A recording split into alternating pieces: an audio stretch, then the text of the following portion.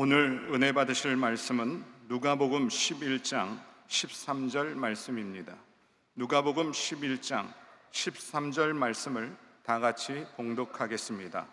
너희가 악할지라도 좋은 것을 자식에게 줄 알거든 하물며 너희 하늘 아버지께서 구하는 자에게 성령을 주시지 않겠느냐 하시니라. 아멘. 귀한 찬양을 감사드립니다. 찬양대로 우리가 큰 복을 받았습니다. 오늘은 여러분과 함께 누가복음 11장 13절 말씀을 가지고 하늘 아버지께서 구하는 자에게 이 같은 제목으로 말씀의 은혜를 나누기 원합니다. 제목을 한번 크게 따라해 주시기 바랍니다. 하늘 아버지께서 구하는 자에게, 하늘 아버지께서 구하는 자에게.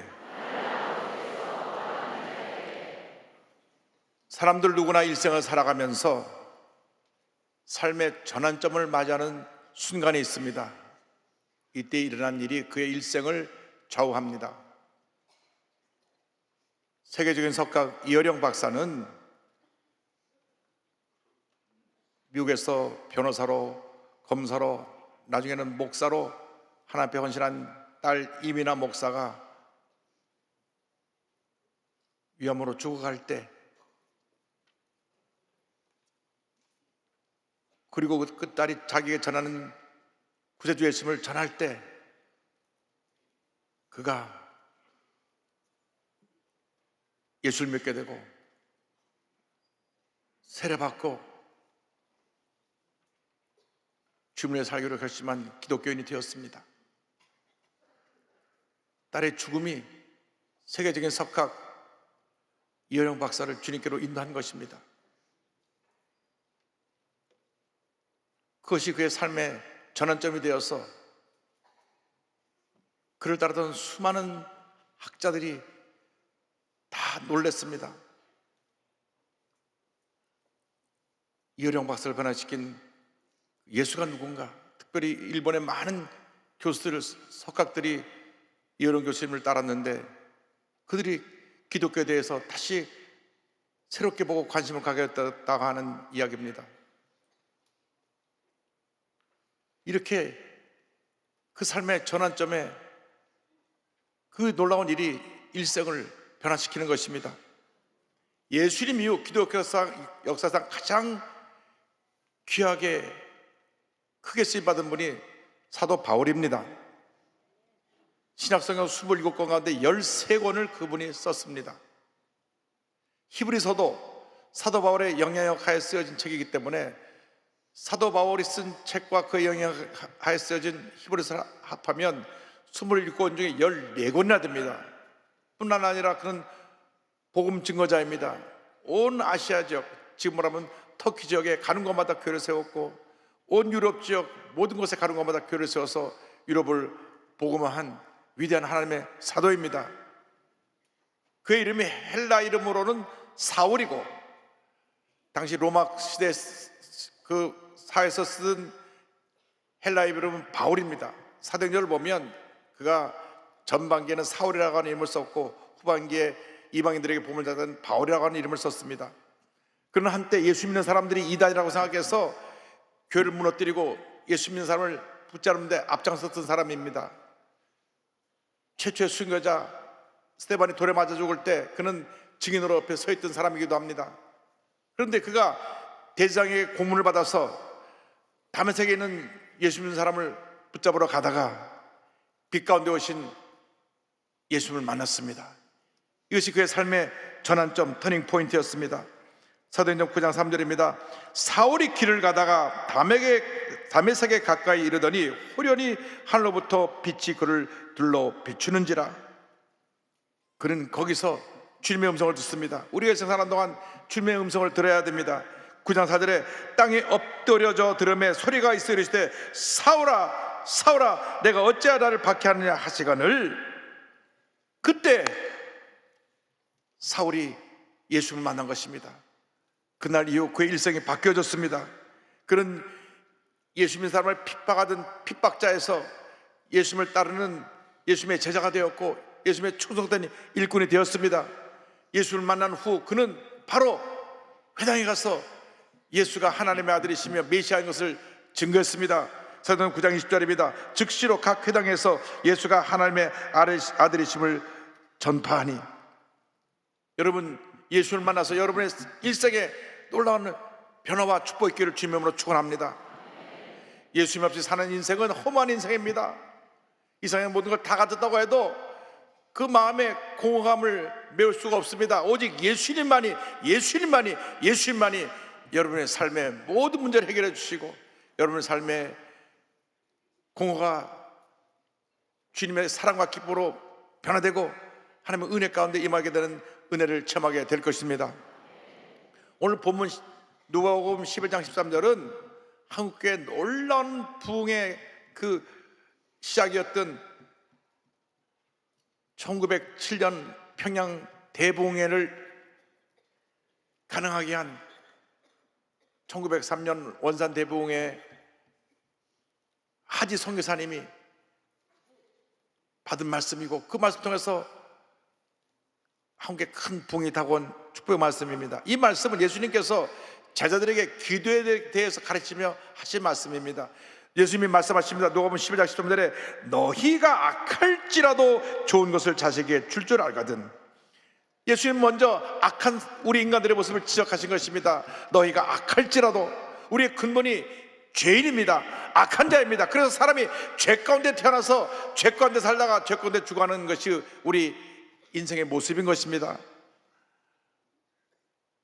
성경을 보면 하나님께서 인간들이 생각하는 모든 것이 악하고 늘 죄 가운데 살았기 때문에 그들을 노아시대의 홍수로 심판하셨습니다. 창세기 6장 5절은 이렇게 말씀합니다. 여호와 야훼께서 사람의 죄악이 세상에 가득함과 그의 마음으로 생각하는 모든 계획이 항상 악할 뿐임을 보시고, 그래서 홍수로 모든 사람을 심판하셨는데 노아의 가족만 살아남았고, 그 후에 다시 사람이 많아지고 번창하니까 또 그들이 죄에 빠져서 죄를 밤없이 지으면서 죄악된 인생을 살았습니다. 그래서 그들이 한없이 교만해서 우리 하나님처럼 높아지고 우리끼리 힘을 모으자, 그래서 쌓은 것이 바벨탑입니다. 창세기 11장 4절입니다. 또 말하되 자, 성과 탑을 건설하여 그 탑 꼭대기를 하늘에 닿게 하여 우리 이름을 내고 온 지면에 흩어짐을 면하자 하였더니, 이렇게 아담으로부터 모든 인류가 죄성을 갖고 태어나 평생 죄 가운데 살아가고 있는 것입니다. 우리는 한평생 내 속에는 이 죄의 모습과 싸워야 되는 것입니다. 사도 바울이 탄식하는 장면이 로마서 7장에 나옵니다. 15절에 내가 행하는 것을 내가 알지 못하노니 곧 내가 원하는 것은 행하지 아니하고 도리어 미워하는 것을 행함이라. 17절에 이제는 그것을 행하는 자가 내가 아니요 내 속에 거하는 죄니라. 사도 바울이 외칩니다. 오호라, 나는 곤고한 사람이로다. 이 사망의 몸에서 누가 나를 건져내랴. 우리가 육신을 입고 있는 동안에는 이 죄성을 벗어버릴 수가 없습니다. 죄를 이기는 방법은 내가 죽는 길밖에 없습니다. 갑자기 죽으라 하니까 눈이 커지시는데, 영적으로 우리 옛사람이 죽어야 된다고 하는 것입니다. 사도 바울이 고린도서 15장 31절에 이어가지고 고백합니다. 형제들아, 내가 그리스도 예수 우리 주 안에서 가진 바 너희에 대한 나의 자랑을 두고 단언하니 나는 날마다 죽노라. 자기밖에 모르는 고집과 교만을 날마다 십자가에 못 박아야 되는 것입니다. 옛사람을 십자가에 못 박고 다시 주님으로 새 사람으로 거듭나야 하는 것입니다. 옛사람의 붙잡혀 살지 말고 옛사람을 십자가에 못 박고 날마다 주님의 은혜의 보좌 앞에 나가는 여러분 모두가 되기를 주님의 이름으로 축원합니다. 우리는 하나님께 날마다 우리의 소원을 아뢰기 위해서, 구하기 위해서 주님 앞에 나가야 되는 것입니다. 오늘 누가복음 11장 3절은 이어서 말씀합니다. 하물며 너희 하늘 아버지께서 구하는 자에게, 너희 하늘의 아버지께서 구하는 자에게 성경은 말씀합니다. 우리는 하나님께 구하는 자가 되어야 됩니다. 어린아이가 태어나면 밤낮 부모님에게 뭘 달라고 울고 때려 쓰는 것처럼 우리가 예수 믿고 난 다음 하나님께 나가서 하나님의 도우심을 간구해야 될 것입니다. 주님 나를 도와주옵소서, 주님 나를 불쌍히 여겨 주옵소서. 주님께 간구할 때 하나님의 은혜가 임하게 되는 것입니다. 성령이 임하고 난 다음 사도 베드로가 나서 설교할 때 많은 이스라엘 백성들이 가슴에 찔려서 물었습니다. 2장 30절에 그들이 이 말을 듣고 마음에 찔려 베드로와 다른 사도들에게 물어 이르되 형제들아 우리가 어찌할꼬 하거늘 그때 베드로가 대답합니다. 28절에 베드로가 이르되 너희가 회개하여 각각 예수 그리스도의 이름으로 침례를 받고 죄사함을 받아라. 그리하면 성령의 선물을 받으리니.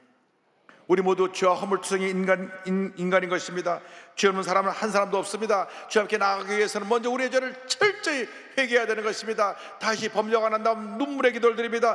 통회를 자복하며 회개 기도를 드립니다. 시편 51편에 그는 이와 같이 기도합니다. 9절 11절에 주의 얼굴을 내 죄에서 돌이키시고 내 모든 죄악을 지워주셔서 하나님이여 내 속에 정한 마음을 창조하시고 내 안에 정직한 영을 새롭게 하소서. 나를 주 앞에서 쫓아내지 마시며 주의 성령을 내게서 거두지 마소서.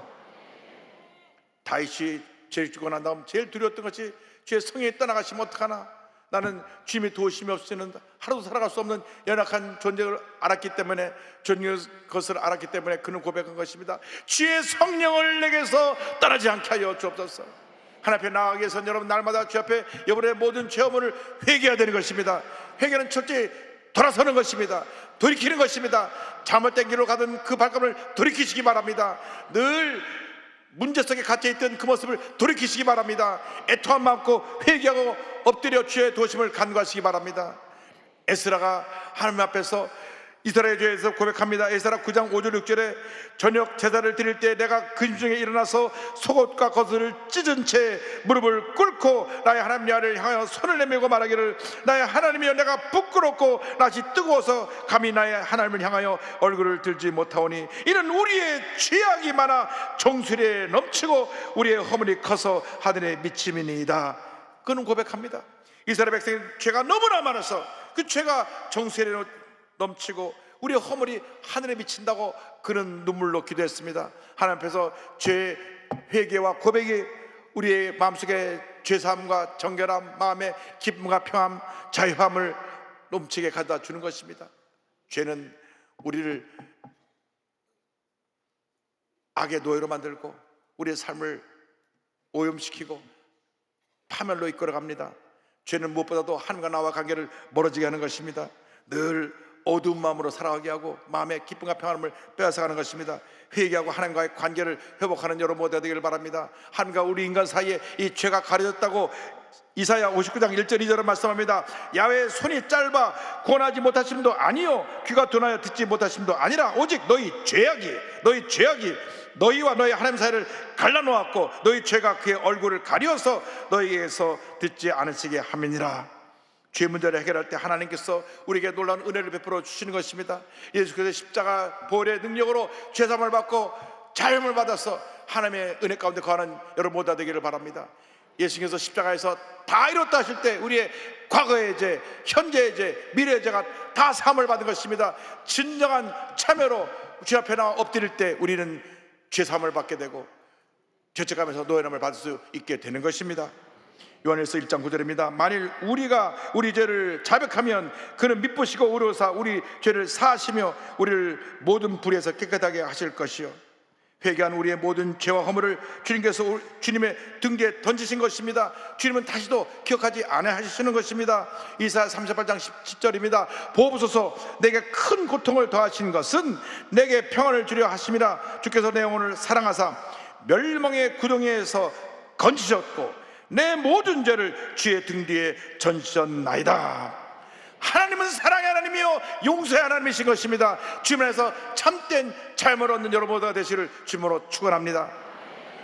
우리 마음속에 자꾸 어두운 과거를 들춰내는 것은 마귀 역사입니다.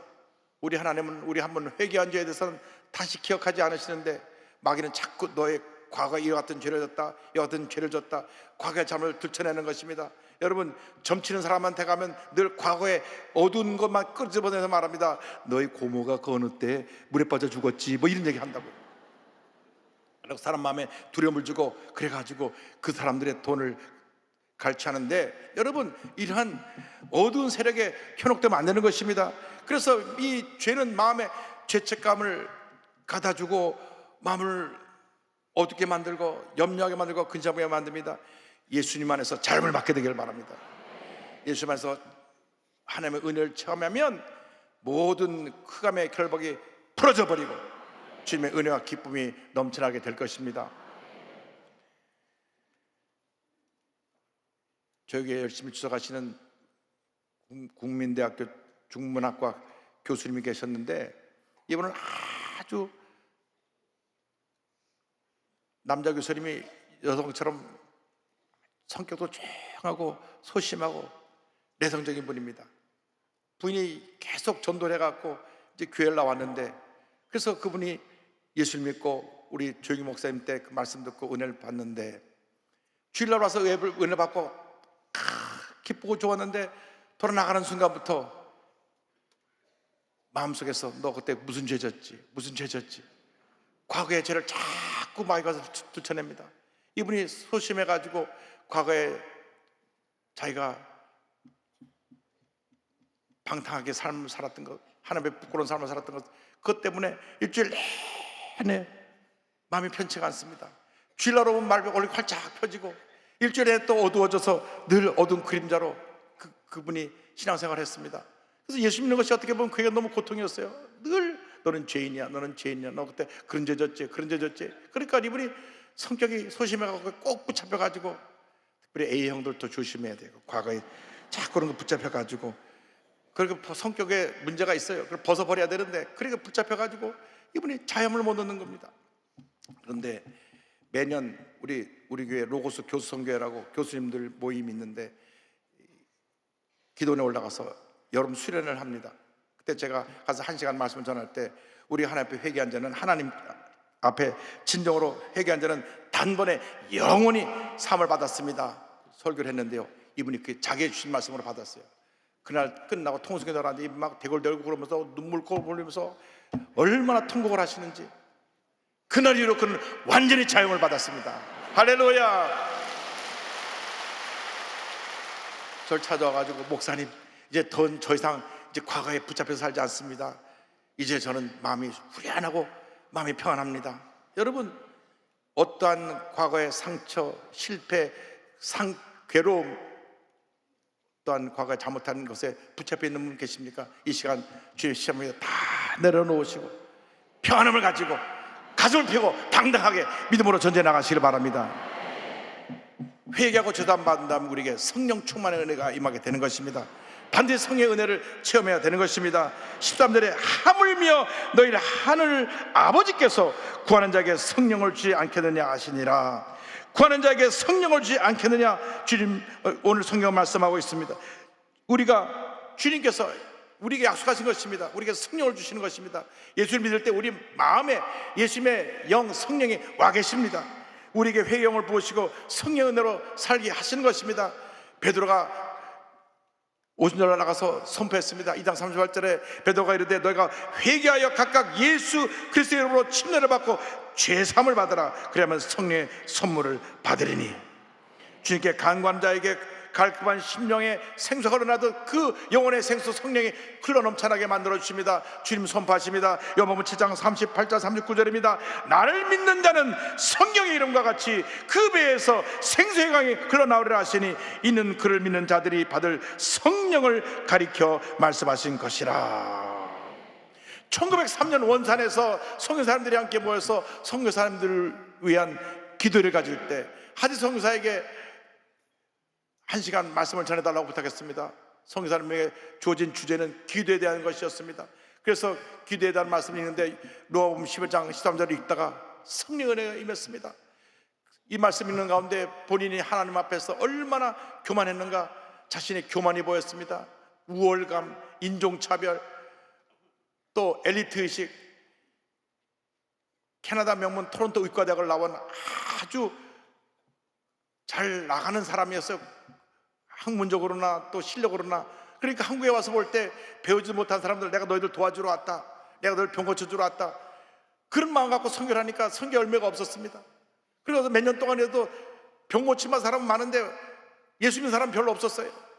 그 모든 원인이 자기에게 있는 것을 알게 됐습니다. 그래서 그가 하나님 앞에 회개하고 자기의 잘못을 모든 선교사님 앞에 고백을 했습니다. 내가 교만했습니다. 내가 이 같은 잘못된 모습으로 섬기기 때문에 성경의 열매가 없었습니다.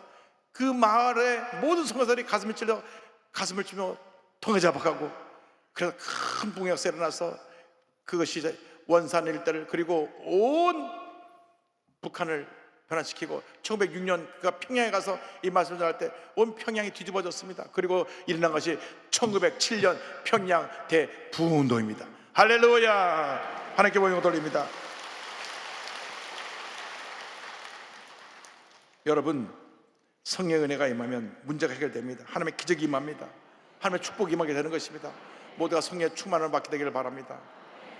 중세 성자로 불렸던 성 어거스틴은 귀족 집안에서 태어나서 부족함이 없이 자랐습니다. 17살 때 그 집안에서 유학을 보냅니다. 카르타고로 유학을 보내는데 그 카르타고 가갖고 혼자 있다 보니까 이단에 빠졌어요. 마니교라고 하는 이단에 빠져갖고 그가 기독교 신앙과는 전혀 다른 길로 갔습니다.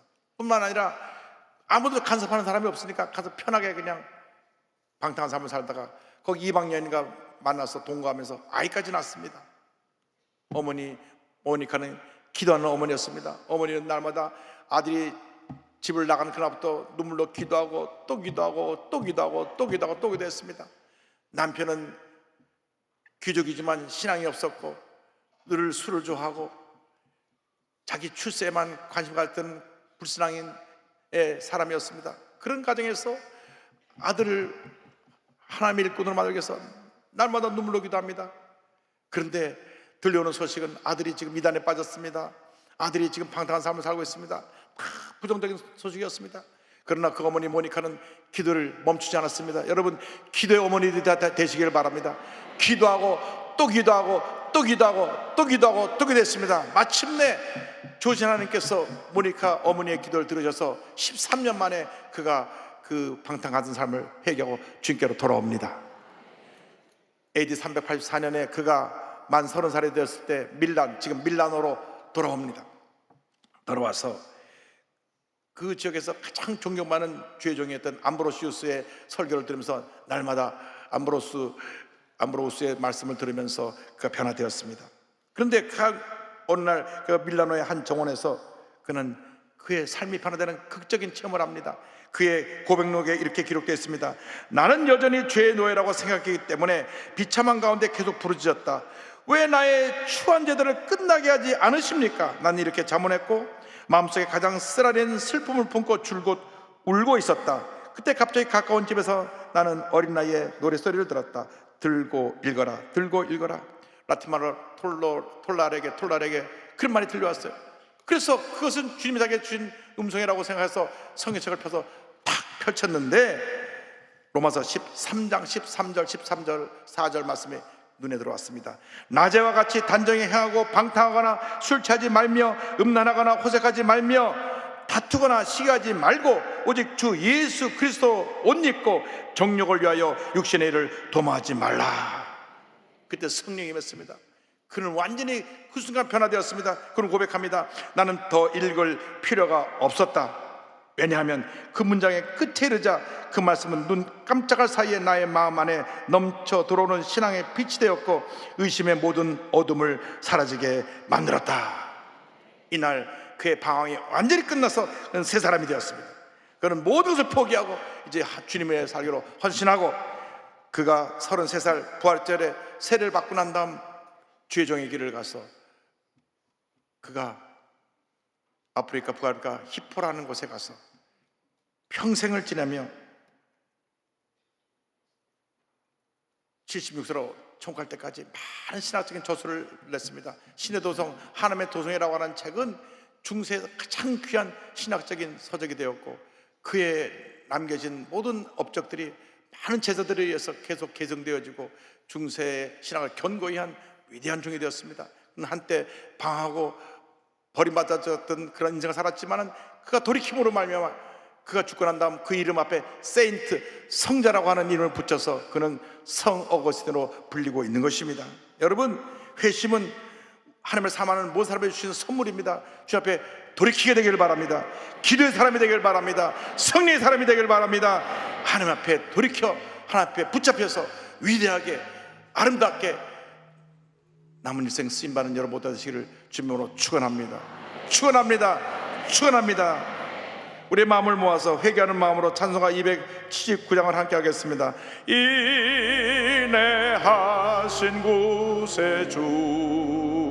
구세주여 내가 배우니 죄인 오라 하실 때에 날 부르소서 주여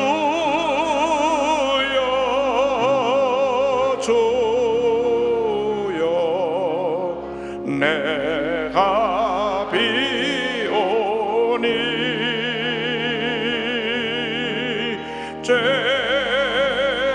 오라 하실 때에 날 부르소서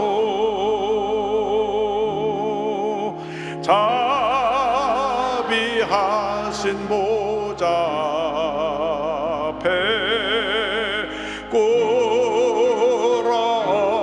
엎드려